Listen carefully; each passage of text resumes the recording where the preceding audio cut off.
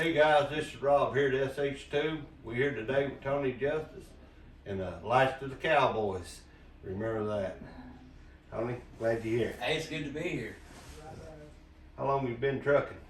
Well, I started trucking back in 2000, so 22 years, full-time OTR, and the last year and a half we've been, we did the music part-time the last 12, 13 years, and kind of flipped that a year and a half ago with more music full-time and trucking part-time now. So. Well, that's good. What do you normally haul? So we hauled, I drove for ETI the last 12 years. We haul for Hapco out of Abington, Virginia. We pull a lot of flatbed. We got a van division in Conestoga. So we do a lot of coolers, goes to a lot of different new construction places, whether they're building a Taco Bell or Hardee's, when they put the coolers in. There's a company in Greenville that builds those walk-in coolers called Crown Tonka, and then we do a lot of stuff for Oak Castle, which is all your metal trimming you see around the front of businesses, the windows and the doors and things like that. You second generation? Second generation, yeah. Yeah, that's what I thought you said.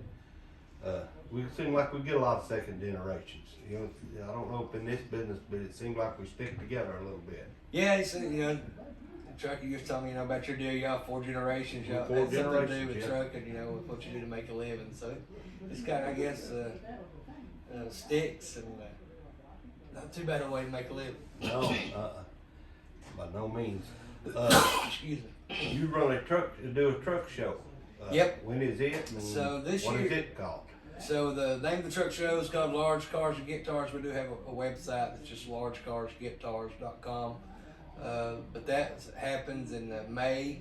This in 2024, it'll be the Large Cars and Guitars 3. It'll be our third one, and it's May 9th, 10th, and 11th in Kodak, Tennessee. Kodak, Tennessee. Yep. Guys, keep that in mind and remember to go down and visit him and show him your love and support. It's a great truck show. It's nestled right there in the Smoky Mountains, and You can't beat that. we got a lot of great entertainment. It's a non-judge show. The kids judge. They're the only ones that do. They do a best in show kids judge, and the winner gets a custom Fender electric guitar, custom painted to match their truck. For the truck. Ooh, that's real nice. Yeah. Are you gonna be singing? Yeah. So we play every Saturday night. We have a headliner this year that we haven't announced yet, but I'm really excited about letting everybody know who that is, and I'll be playing right before then. And we have another announcement for our Friday night headliner. So.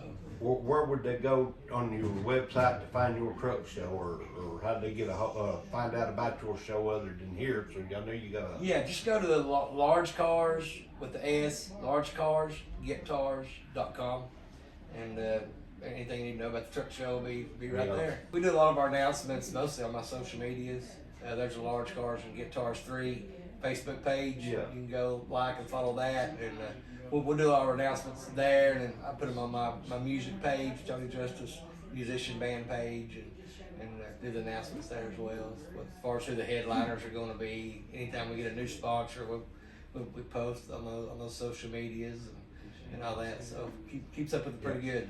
So guys, show him a lot of love if you can. Yeah, love to have you guys. It's a great show.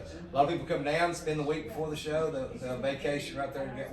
We're 8 miles from Gatlinburg and about 4.5 miles from Pigeon Forge. So Yeah, you're right there amongst everyone. yeah, the women can go shopping, the men can go to the truck show. When it's all over, go hang out in the cabin. And a lot of people do their vacation prior to the week leading up to the truck show, or they'll stay the week after. So Yeah, it's really worked out becoming a real really good. big vacation destination truck show. Do we do the truck show for any kind of charity or any? Yeah. Like So that, most or- of the folks that follow me know my wife went through breast cancer. I was diagnosed at the end of 2018 with breast cancer. 2019 was, when she fought it, and she come out on the good side of that battle, thank the good Lord. But that, so raising awareness for breast cancer and money become really close to our heart. Oh yeah, I know that feeling. Yeah, you've been there and done that. So we partnered up with Susan G. Komen Foundation, and we've raised them almost $100,000 the last 2 years. So hopefully this year we'll do even better. I hope you do a lot better.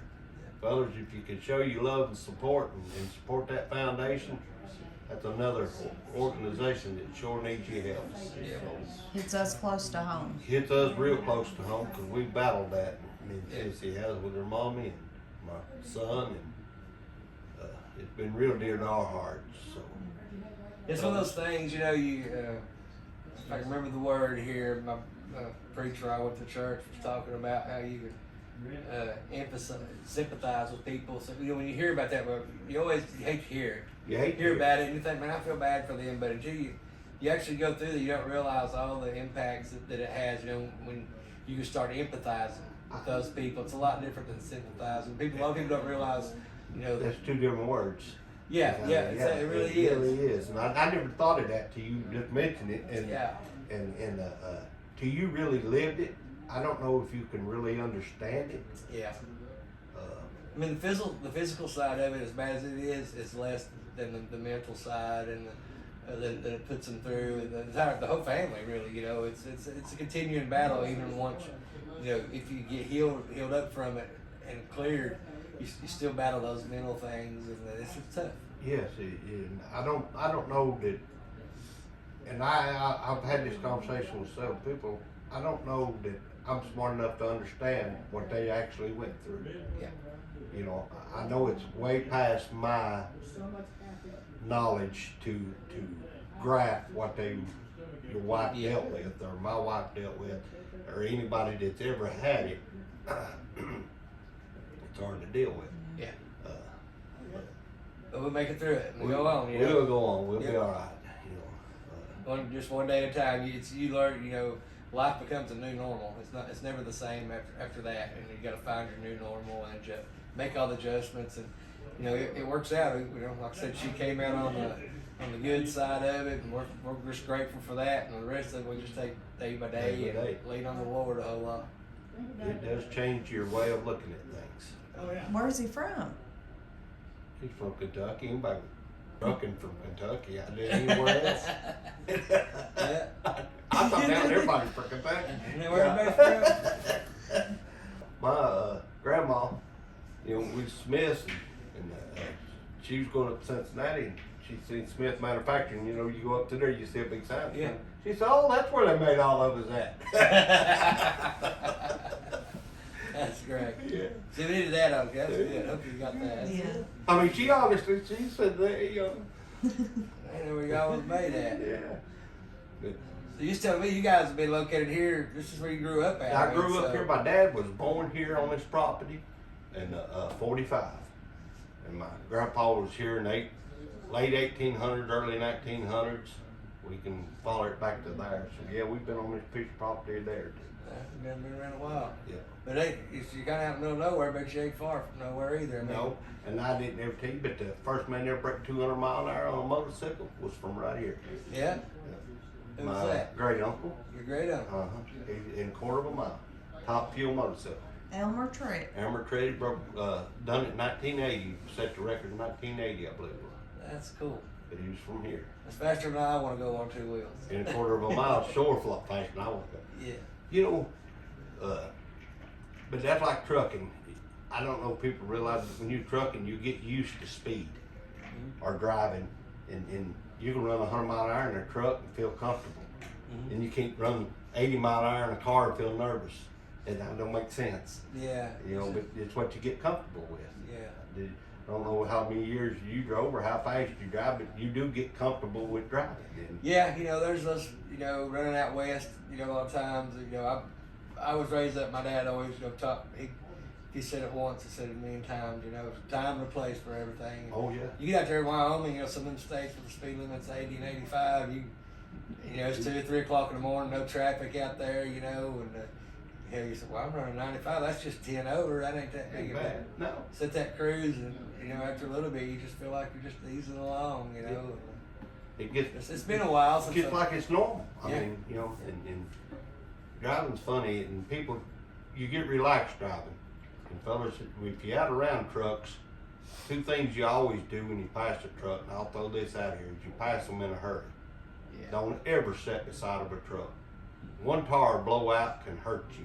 Yeah, I've seen them knock cars off Off the road? median. Yes, sir. Yeah, just the pressure and the combustion from a tire blowing out, it's unreal. I was up in Ohio one time and blowed one, and up there just north of Sydney, and blowed it, and it blowed that car plumb out in the media strip. Yeah. You know, I don't know if he just if he blowed him out there or he just reacted that fast or what, but he was out in the media strip before you know it, and you can get hurt. But that's the reason Daddy always taught us when we was kids, pass in a hurry. Yeah. Stay behind them or in front of them, but don't run beside them, you know. And, Now I go had past. I mean, I know a lot of times, you know, in my 4-wheeler, you know, going down the interstate, you'll get in a line of cars, and you'll get stuck beside one. yeah. You know, and it's always worth it just backing out Mm-hmm. and staying on that truck's flank and let those cars get on up there where you can get on around them. You let them say, well, I was just stuck there. You can slow down and get back away from him, let the traffic in front of you clear him, and then go on around him. But you never know when it's something's going. Anytime you're in motion, you're on the edge of life and death. I don't care if you're in a vehicle or riding a big wheel across the driveway. If you're in motion, you're literally on the edge of life and death. And, Well, that's a good way to look at that. yeah. I had a great uncle. He drove for Magnavox. You know, I know you remember Magnavox out of Greenville, Tennessee. Yeah. And he would always say you either had to drive fast enough to stay in front of the wreck or slow enough to stay behind it. Yeah. One or the other. He said you can't do both. You can't get bottlenecked up. Yeah, and you know, they taught us at school, you know, avoiding the wolf packs, you know, and I always like to find myself in a position where you'll see a pack of them a quarter mile or so up in front of you.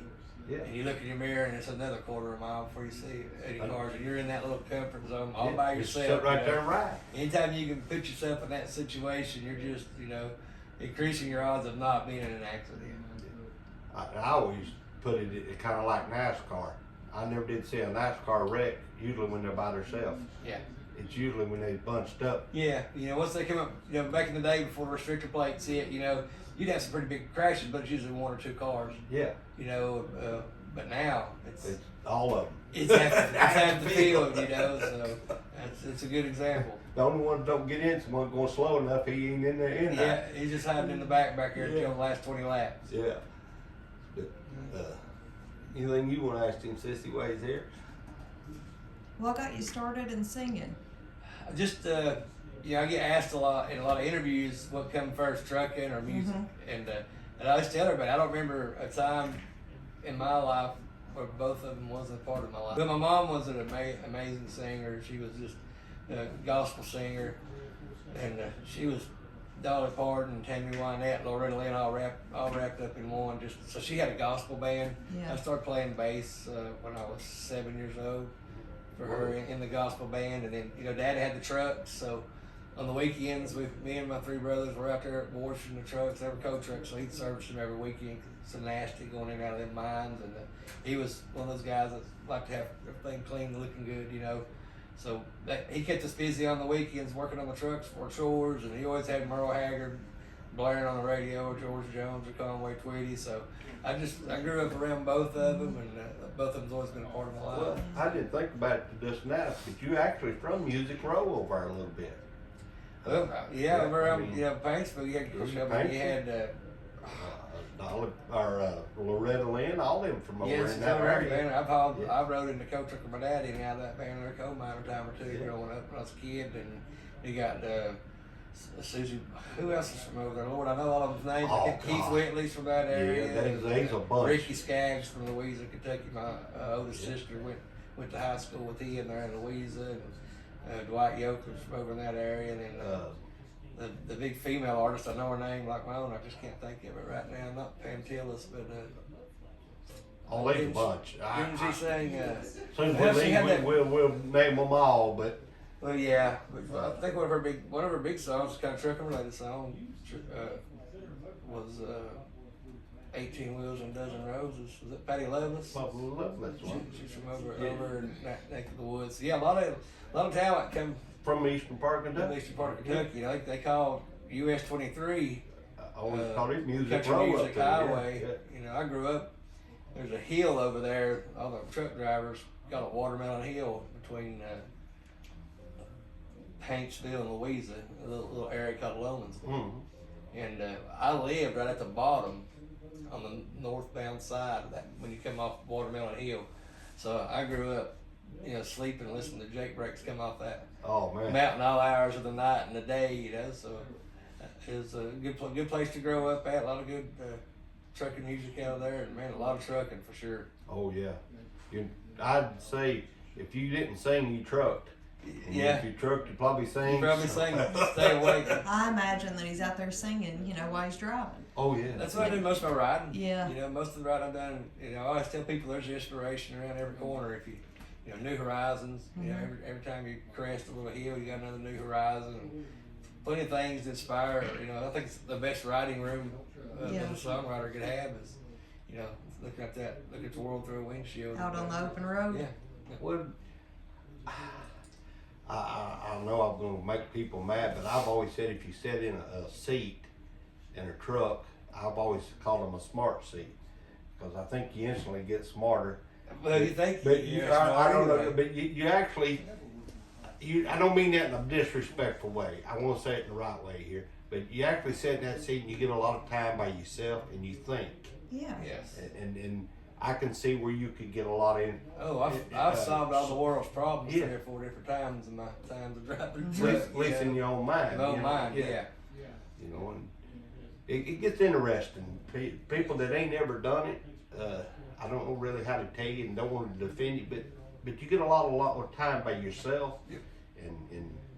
and you can see where a lot of problems is. Yeah, you can get to know yourself out there behind the wheel driving just so many thousands of miles a week by yourself. Which now it's a lot different. You got the cell phones and the headsets, so you can carry on conversations and never have to touch your phone. Well, I ain't got to drive that way. I've never got to drive that way. Yeah. I've always had no cell phone. I didn't get the truck with Well, cell phones. You still have a flip phone right now. I'm still flopping around here with a flip phone. I got to experience, the time that I came in, I was, that was kind of fading out. But the days of a pager, I didn't have a cell phone when I first started driving. I never went truck with a pager. Yeah. My mom tried their best. Take this pager. And I'll tell you how come I got a phone. She got me a phone, and she said, "Here, you take this phone with you." I said, "I ain't taking that phone with you. I don't need no phone." And me and her argued. She said, "I'll tell you what." She said, "You taking this phone?" I said, "I'll tell you what. If I'll take that phone, if I don't make $1 with this phone by the end of the week," I said, "I ain't never taking it." Because she said I could always get a load or she can get a hold of me. She done a lot of her dispatching, Yeah. She said, "We can get a hold of you easier." I said, "Well, if I don't make $1 by Friday with this phone," I said, "I ain't taking it no more." Friday evening, man, I was smiling. I said, "I'm going home." I was empty. I was on my way to the house. And I'm telling you, it was a little after 5 o'clock. She called me and said, "I got you a load." I said, "Shit." You just stuck with it ever since. I've been stuck with this phone ever since. I still remember going to some pay phones, to make calls and calling in dispatch. I was happy with that. I was on the tail end of that, but I've done that a time or two. Now you can't even find a payphone. I don't know if you can pull in anywhere and find a payphone. I think we about went through them. They got rid of all of them. Yeah, that's what I said. I don't know if you could even find one. You used to walk in the truck stop, they was 50 on Row. one wall on the row. I don't think they're there no more. I went into a truck stop here a while back. It's up in New Hampshire, called Watley's, WHATLEYS, and it's an actual diner. It's still up 24 hours a day. Great food. When I walked in this place, it was like You went back in the 70s. it was like I felt like I was at the truck stop with my dad. It was such a cool trip down memory lane, and they had the little jukebox. They had a regular jukebox. They had the little individual jukeboxes on the tables. Still? Yes, Oh, sir. man. And but they didn't have the phone. I was thinking they had the phone, but now that I think about it, it was those individual jukeboxes. There's some place I went to, not in the last 7-8 years, and one of them old school truck stops. It still had a phone there at the booth in the restaurant. But that's been probably the last time I've seen anything like that. Like I said, which I don't get out there as much as I used to, but I know we get over to truck shows and different places. I ain't seen one in years. I know trucking's changed, but it stays the same. It changes a little, but it stays the same a lot. So. Yeah, like I said, it changes a lot of ways, but at the end of the day, it's still trucking, and every day is a different day. I think that's what I love about it so much, because it's a different challenge every day.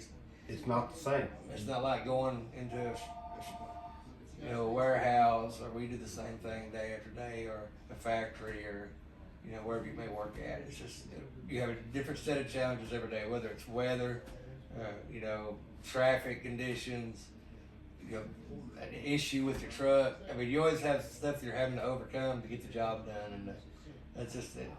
That's always what really intrigued me about trucking, kept me interested in, because I can't imagine working in a factory or doing something like that. It'd drive me crazy.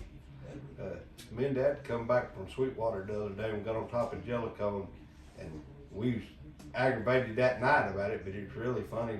Probably the longest traffic jam I've ever sat in. It got there at like 4:30, and it was midnight from Jellicoe to Corbin. Oh boy. And the doozy. Is that where they work on the ridge on the northbound No, side? that tanker turned over going south. And he turned over going south and blocked the north and southbound side. And I know we just had that for the show in the bus and got stuck in one. I mean, it's one of those where you finally just shut your motor off, set your brakes.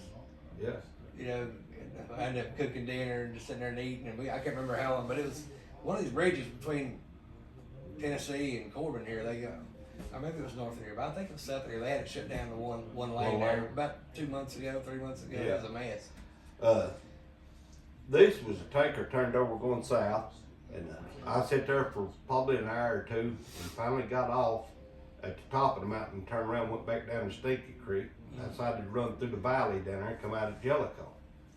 We at home here, we know where we're back road is. Got over there and the truck turned over there.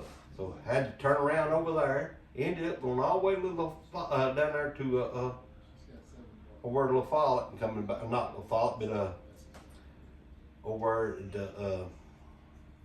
on 27. Like where Stearns. Stearns, over around Stearns, and ended up coming back into Williamsburg. I drove halfway around the world to get home. You took the scenic tour, didn't you? Yeah. Me and him was like, we hadn't been tied up in a traffic jam in 10 years, and here we are right in the middle of There's so much more traffic now than what there used to be too. I mean, I've always been real big about running at night.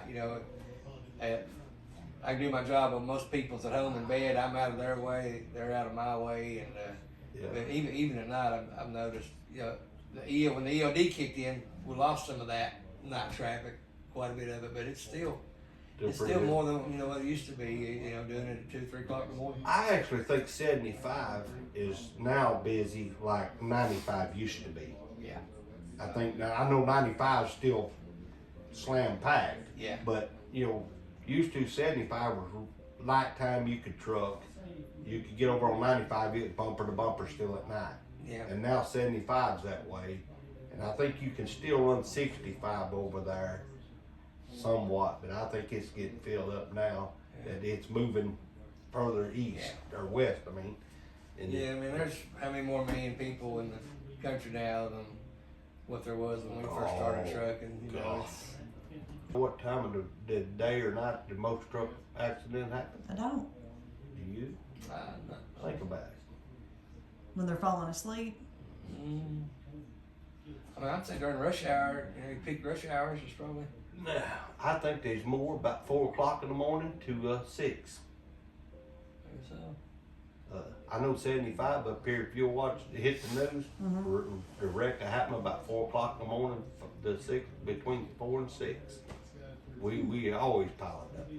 Huh. I think people get their tires, they actually get sleepier. Yeah. And then, during the night, as a truck driver, you can keep yourself awake. There's ways to do it that you can do it, but after a while, that don't work. Yeah. And I think they done exhausted everything that can exhaust. Yeah, it's important to know your, your limits, and be able to. That's always when I leave with the load. I'm still on paper logs, but I always like to leave with at least a 5-hour window. That way, if I get tired or if I get in a backup, I've got that cushion. You can take a nap. I can take me. A lot of times I can lay down. I don't sleep 4 hours, 5. Maybe 5, 6 hours. So I can lay down, take a 4-hour nap, 3-hour nap, and wake up. And like when that sun starts rising, is always when I get to start breaking daylight. So if I start getting tired, pull over before the sun rises and sleep 3 hours, or when I wake up, it's a bright sunny day. You good all I feel day? like you slept all night. Yeah. It's like you can almost trick your body into thinking you slept all night because it was dark when you laid down and daylight when you woke up. Yeah, well, I was always that way. We used to run watermelons up here in leave Florida. We'd get here, take us a 4-hour nap, and go on to Toronto. And as long as we got here before daylight, I could sleep good for my 4 hours. Yeah. But if I got here at daylight, I might as well just kept on trucking. 'Cause I can't sleep. Sun comes up, I'm done. I can nod all day. My head can't get my head awake, but I can't sleep neither. Yeah. You know, it's one of them things. If you lay down, I can't sleep, and if I'm staying up, I can't stay awake. Yeah. So, Can't win. It's a lose-lose situation anywhere you go. but trucking's funny, and people don't realize how funny trucking really is. But boys, this is Tony Justice. Remember to go to his truck show. You will enjoy it. It's going to be a beautiful show, beautiful time of the year.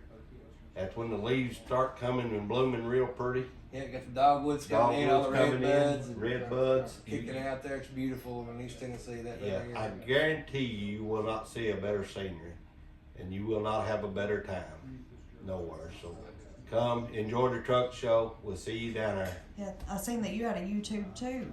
So like, comment, subscribe on Yeah, Tony Justice's the videos. Tony Justice, and you can go subscribe, follow along. We put some stuff up, a lot of big music videos and things up on there. So check it out. And give us a follow. We appreciate it. Yes. Show him a lot of love, fellas. Thank you. See you guys.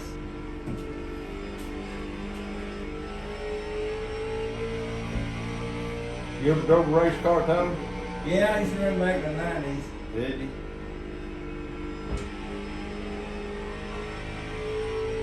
Where you at?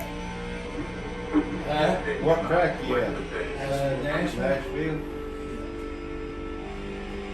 Keep her up on the track. Huh? You better keep it up on the track. Yeah, I keep going down to low that yellow line. Boy, we got loose right there. I'm deep, I think.